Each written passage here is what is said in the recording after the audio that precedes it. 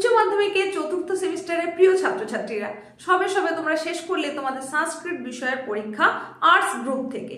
আর সায়েন্সে তো ম্যাথ পরীক্ষা ছিল।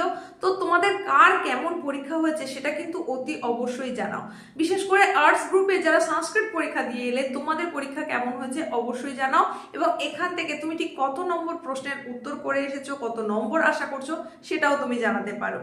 নেক্সট দিন তোমার ঠিক কোন বিষয়ের পরীক্ষা রয়েছে, রাষ্ট্রবিজ্ঞান পরীক্ষা রয়েছে নাকি তারপরে ইতিহাস বিষয়ের পরীক্ষা রয়েছে, এটাও কিন্তু তুমি কমেন্টে জানাতে পারো।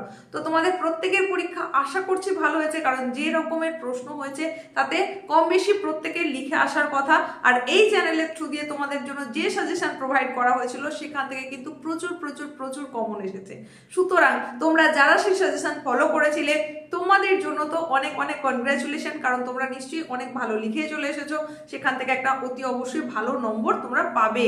তো এখন সময় তাহলে পরবর্তী পরীক্ষার জন্য আবার প্রস্তুতি শুরু করে দেওয়ার। তার আগে একটুখানি রেস্টের দরকার রয়েছে, তারপর আবার পরবর্তী পরীক্ষার প্রস্তুতি নেওয়া শুরু করে দাও। তো আগাম অভিনন্দন থাকলো, শুভেচ্ছা থাকলো, শুভকামনা থাকলো। পরবর্তী পরীক্ষার প্রস্তুতি খুব ভালো করে নাও, পরের পরীক্ষাটাও এতটাই সুন্দর হোক।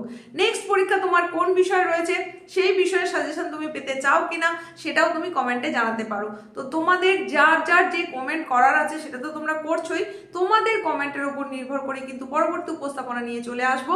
নেক্সট উপস্থাপনা সেটাই হবে যেটা তোমরা সব থেকে বেশি চাইবে।